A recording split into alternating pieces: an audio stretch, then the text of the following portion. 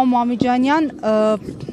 սովորություն է դարձել դատարանների բակում հարցազրույցներ անելը կամ քննչականների,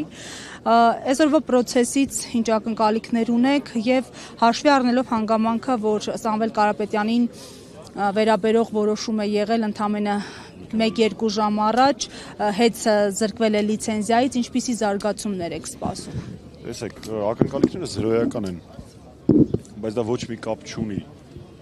պարոն Կարապետյանի կողքին կանգնած լինելու եւ պայքարի մեր ընկերներից ցանկացածի կողքին կանգնած լինելու դատարանների, քննչականների բակում։ Այնպես որ ակնկալիքները զրոյական են, բայց միևնույն է անհրաժեշտ է կանգնած լինել քաղբանտարկյալների կողքին, իսկ պարոն Կարապետյանը քաղբանտարկյալ է։ Ինչ վերաբերում է մի քանի ժամ առաջ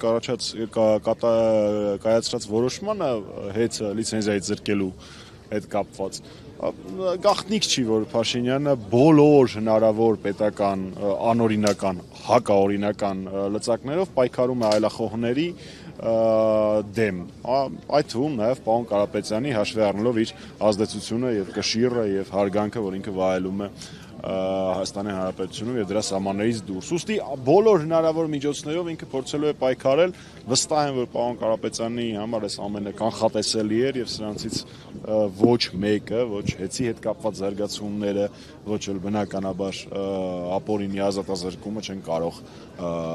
ազդել պարոն Կարապետյանի վճռականության վրա։ Հանգուցալուծում ինչպես եւ երբ եք տեսնում իրավիճակի։ Տեսեք, կամ մի հանգուցալուծում ինքը ունի ուժայիններ, դատարաններ եւ այլն ընդդիմություն որպես ասված ընդդիմադիր կեցվածք ունեցողները